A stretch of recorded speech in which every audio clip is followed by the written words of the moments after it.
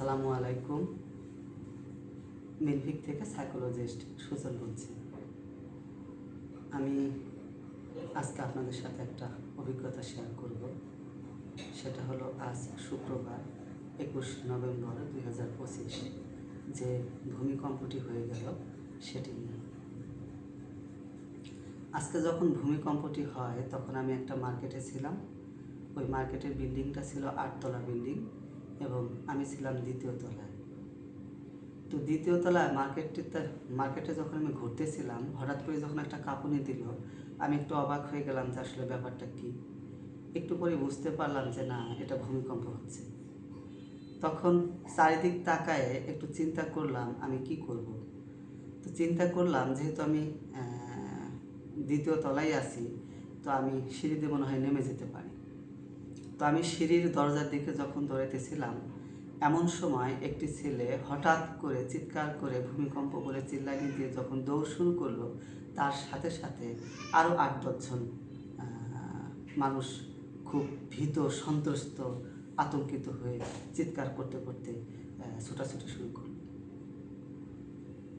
তো আমি যখনই সিঁড়ির দরজার কাছে আসি তখন দেখতে পেলাম যে ছেলেটি মহিলাটাকে এমনভাবে ধাক্কা দিয়ে চলে আসলো, এমনকি আমাকেও যখন ওভারটেক করতে গেল আমাকেও ধাক্কা দিয়ে সে চলে গেল।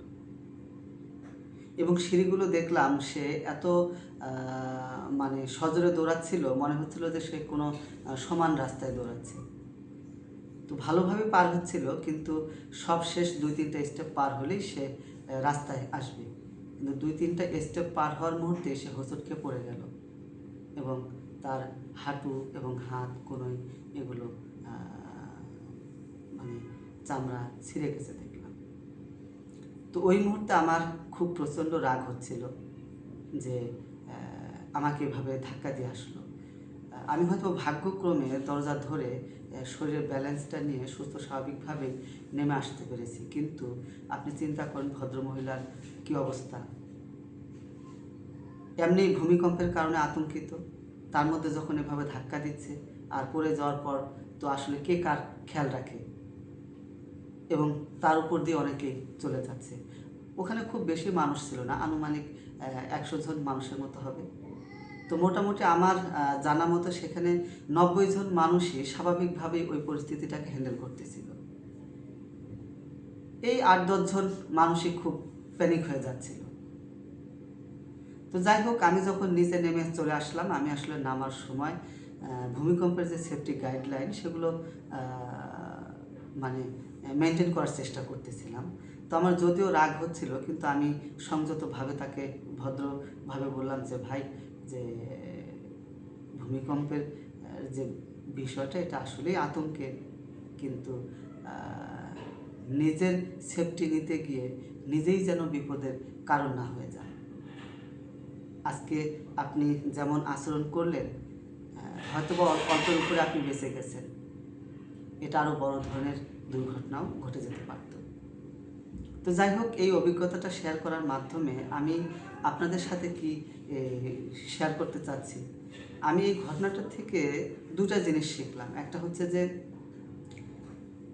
ভূমিকম্প এটা আমাদের জন্য অবশ্যই একটা আতঙ্কের, এবং এটা অনেক বিপদের। আমরা জানি না এটা কী মাত্রায় হবে বা কী পরিমাণ ক্ষতি হবে, এটা আমরা কেউ জানি না।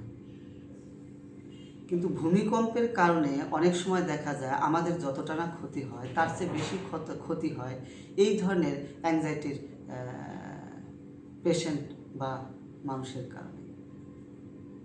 এখন তাদের অ্যাংজাইটি আছে মানে আমি যে তাদেরকে নেগলেক্ট করছি ব্যাপারটা তা না, তাদের যথাযথ রেসপেক্ট দিয়েই আমি বলতেছি। আমি আসলে আমার এটা বলার উদ্দেশ্যটা হচ্ছে সচেতনতা তৈরি করা। একটু চিন্তা করেন তো, এরকম অ্যাংজাইটির কোনো মানুষ যদি আপনার আমার পরিবারে কেউ থাকে, আর এরকম যদি কোনো ভূমিকম্পের মুখোমুখি হয়, আমরা যদি ভূমিকম্পের অতীত ইতিহাস পর্যালোচনা করি সেখানেও কিন্তু দেখতে পাই ভূমিকম্প হওয়ার সময় দেখা যায় যে 10 তলা থেকে অনেকে লাফ দিয়ে পড়ে যায়। তো এই ধরনের অপ্রত্যাশিত কোনো ঘটনা যাতে না ঘটে সে ব্যাপারে আমাদেরকে সতর্ক হতে হবে। আমরা যেহেতু জানি না ভূমিকম্প কখন হবে, কোথায় হবে, কিভাবে হবে, কি মাত্রায় হবে, তাই আগে থেকেই আমাদেরকে সতর্ক থাকতে হবে। সরকারি বেসরকারি এনজিওর মতো আমাদেরকেও পারিবারিকভাবে একটা পরিকল্পনা করতে হবে যে যদি ভূমিকম্প হয়, তখন যদি আমরা বাসায় থাকি তাহলে কি করব, দূরে থাকলে কি করব, এবং আমাদের ওই মুহূর্তে কি করণীয়। অবশ্যই আমাদেরকে সেফটি গাইডলাইনগুলো সম্পর্কে ধারণা রাখতে হবে। পাশাপাশি বাসায় যদি থাকি সেখানেও আমাদের করণীয় কী সে ব্যাপারে একটা পূর্ব পরিকল্পনা থাকতে হবে। আর এই ভূমিকম্পের কারণে যারা অর্থনৈতিকভাবে ক্ষতিগ্রস্ত হয়েছেন বা শারীরিকভাবে আহত হয়েছেন বা যাদের পরিবারে আপনজন নিহত হয়েছে, তাদের মধ্যে অনেকেরই ডিপ্রেশন, অ্যাংজাইটি বা পিটিএসডির মতো অনেক বড় বড় মানসিক রোগ হয়ে যেতে পারে। তাই মানসিক রোগকে অবহেলা না করে শারীরিক রোগের মতো মানসিক রোগকেও গুরুত্ব দিয়ে এটার সমাধান করার জন্য আমরা ট্রিটমেন্ট নেব, প্রফেশনাল হেল্প নেব এবং আমাদের আশেপাশে যারা আছে তাদেরকেও চিকিৎসার জন্য উৎসাহ দেব। এই বলে আজকে আমি আমার ভিডিওটি এখানেই শেষ করছি। আল্লাহ হাফেজ।